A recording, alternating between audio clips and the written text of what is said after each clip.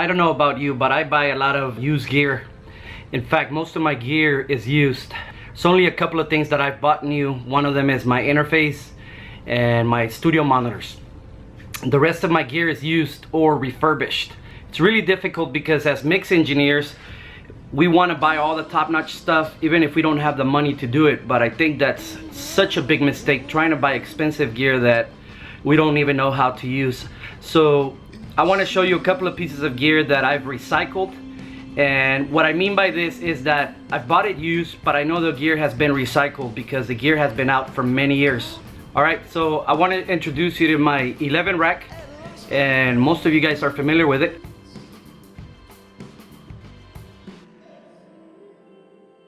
The 11 rack's been out for many years. In fact, you can still get it brand new on Sweetwater. It's a piece of gear that's solid. You can pick up an 11 rack probably for about 200 bucks. I think I got mine for 150, and I got the one that had the additional amp simulations. I love it. 150 bucks is not bad for an 11 rack. In fact, that's really good. That's less than 50% of its original value. I think when it first came out, it was like over $1,000. So that's one piece of gear that I've recycled, and I thank the guys that actually kept it going, because some of the gear can be sold 2 or 3 times before it gets to your hands, and the gear is pretty solid. I mean, there's no question about the 11 rack. It's an awesome piece of gear, and if you have 150 to 200 bucks, I really recommend going on Craigslist or eBay and trying to get yourself one. Another piece of gear that I'm trying to incorporate with the 11 rack is my Voodoo Labs Ground Control Pro, and I got this one I think for 150 or 200 bucks.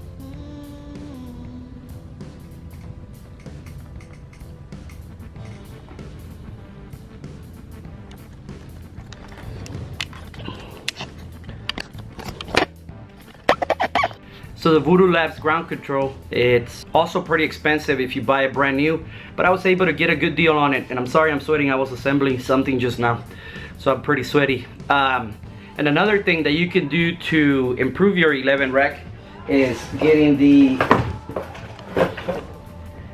Mission EP11S pedal from Mission Engineering, I think it is.